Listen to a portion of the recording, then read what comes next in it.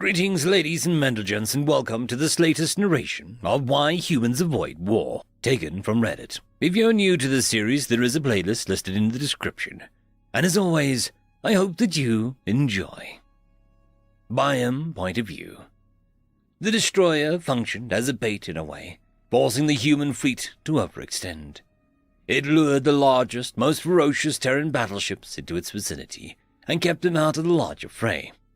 While our big guns battered the Doomsday ship with laser fire and missiles, they were easy targets for the enemy to pick off. If those guys could reach the destroyer's shields, none of our ships could. I decided our best play was to cover them and buy them a bit more time. I noticed the enemy surging around one particular human battleship, a Titan-classed behemoth. It appeared to have sustained heavy damage, but was still limping towards the planet killer. Perhaps they were planning on a bombing run at point-blank range. Whatever the case, our foes clearly didn't want it to reach its destination, or else they wouldn't have diverted 15 craft to attack a single ship. I glanced at the sensor data from our computer, and did a double-check. The energy readings from that Terran battleship were off the charts. The warp drive seemed to be destabilizing. My first thought was that an enemy shot had hit the reactor. The computer detected only minor damage to the counterpart. Rather, it appeared the humans had shut off the cooling system, as though they were trying to cause a quantum meltdown on purpose. "What are they doing? Their reactor is going to go critical," I hissed. Cole checked his own display, then chuckled. "Son of a gun! They're using the ship as a bomb. That is suicide." "No, that's sacrifice. There's a difference. Why don't we go give those guys a hand?" I readied the kinetic weapons without further comment. This was hardly the time to muse about human courage. We swooped into the fray, lighting the enemy up from blindside. A few of the ships snapped their attention to us, giving our allies a slight reprieve. Their first instinct was likely to pick us off with plasma rounds, but Cole had pulled us in dangerously close to their positions. Any shots fired at us would risk hitting their own ships. Not that it would make any difference. Our opponents had precision weapons and would target us without batting an eye. As 2 antimatter missiles locked onto us, I prepared myself for a final flash, and hoped that we had done enough. In our ship's weakened state, there would be no evasive maneuvers.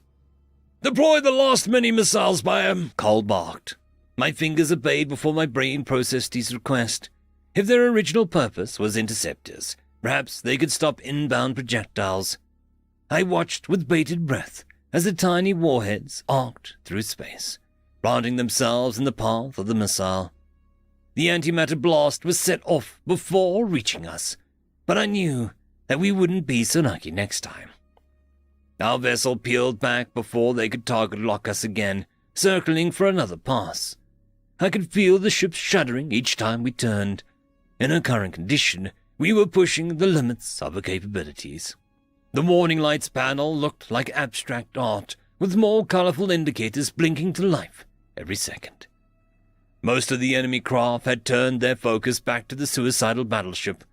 It was easy enough for them to brush off the Terran skirmishers that came to their allies' aid.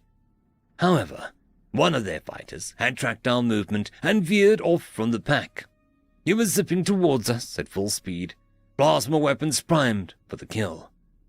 I lined it up in our sights, resigned to another shootout. At that point, it was more about taking as many of them with us, rather than surviving. My resignation morphed into pure terror as I saw a predatory, crazed smile on Cole's face.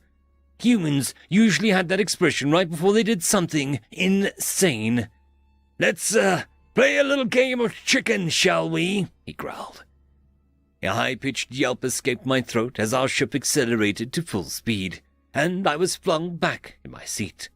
The floorboards quaked beneath my feet, and I noticed new warnings popping up in the engine column. What exactly was this chicken game the human referred to? I was pretty sure that I didn't like it, since it seemed to involve playing with our lives. We swerved right into our adversary's path, putting us moments away from a head-on collision. All coherent thoughts evaporated as the enemy fighter stared us down. Despite our imminent demise, Cole made no attempts to slow down or turn away. My instinct screamed to lunge forward, grab the control column, and steer us out of danger. But I couldn't move. At the last possible second, our opponent deviated from their course. I exhaled a sigh of relief, realizing that I hadn't breathed in much too long. No wonder I was so lightheaded. My entire body was trembling, overwhelmed by the fear chemicals pumping through my veins. Carl, meanwhile, clapped his hands together, grinning from ear to ear. "Cowards! Cheer up, Bane! They blinked, not us." I massaged my temples, groaning, "Carl, I'm okay with dying, but we don't have to actively encourage it." "Nonsense! Like we say on Earth. I'd rather go out with a bang than a whimper," he said. "Our friends will ram the bastards in 30 seconds tops, so hit him with everything we got." The route back to the Terran battleship's side was clear after our little stare-down.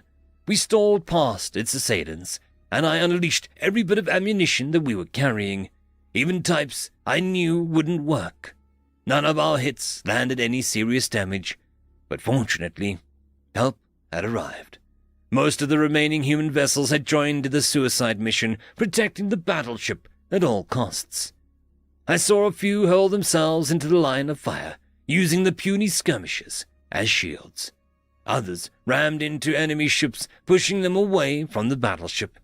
The humans were unyielding in the face of death, undeterred as their allies fell around them. When pressed against the wall, their bloodlust bordered on insanity. I drained the last of our ammunition, watching as the battleship crossed the final stretch. It buried its nose in the destroyer's side, and the impact was enough to tip the destabilizer reactor over the edge. The meltdown unleashed a staggering amount of energy on the planet killer's insides, and to my amazement, it burst apart at the seams. The once untouchable destroyer fractured into several pieces, which began to crumble in on themselves. Our sensors detected magnetic fluctuations, hinting that their own reactor was cascading out of control. It teetered on the edge of an order and destruction a few tense moments before spilling into chaos. The scraps of the mighty ship fused together into a deformed monstrosity, folding up like a paper ball. Our communications crackled to life, startling me. Whatever had been jamming our transmissions must have been aboard the destroyer. The voice belonged to the same officer who tried to stop us earlier. "All Terran ships, you are ordered to retreat. Abandon system. I repeat, abandon system. Get word back to Earth at all costs." I was shocked to hear the word retreat called out over our feed. I hadn't been certain the word even existed in the human lexicon. Carl leaned forward, a frown on his face. "Sir, what about the refugees?" "Oh, it's you." The officer's tone carried a mixture of disdain and disappointment. "You guys bought us some time. We're sending transports out now. Whether we can warp out before they get shut down, I don't know. The Devourers will be on you in seconds. They're everywhere. You need an escort." "We're probably gonna die, I'm aware. If you stick around, you will too, pretty boy." My friend shook his head, clicking off the radio with a frustrated sigh. He glanced back at me, sympathy in his gaze. No doubt he was aware of our lack of ammunition and the damage to our ship. There was nothing more that we could achieve. We'd done everything we could.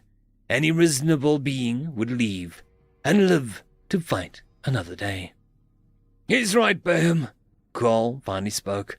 "If I thought that it would make a difference, I would stay. But with the ship, I tried to suppress the guilt fogging my mind. It wouldn't be fair to ask Carl to die a pointless death, after all, just because I had my son's death on my conscience. But I knew then that abandoning my people would haunt me for the rest of my life. That even if the humans won down the road, I'd be the sole survivor of an extinct species." "Of course, I know." I was surprised at how curt my tone was, flat and emotionless. It didn't even sound like my voice. "To Earth, then." My friend plugged in the coordinates with haste, as we didn't have a moment to spare. A cluster of enemy ships were nearing our position, surrounding us on all sides. Most of our surviving allies had already jumped away, which made any stragglers easy targets. I hoped our warp drive was still working. because if not, we were about to get dusted. Our surroundings shimmered as we slipped into hyperspace, and the battlefield faded away. My mind drifted to thoughts of vengeance, anger burning in my chest. Someone or something needed to pay for what had happened today. End of chapter. The algorithm reckons you should be watching this video next, and I recommend that you should be always watching my video. So, click with energy! And yes, clicking that does help the channel. Thank you very much. I just want to give a quick thanks to the Tier 5 patrons and channel members. Ithilia, Barky, Fudic Yol, Cam Maxwell, Casper Arnholtz, White Band 420, Lord Azrekahl, Arcadian, and Oakfield.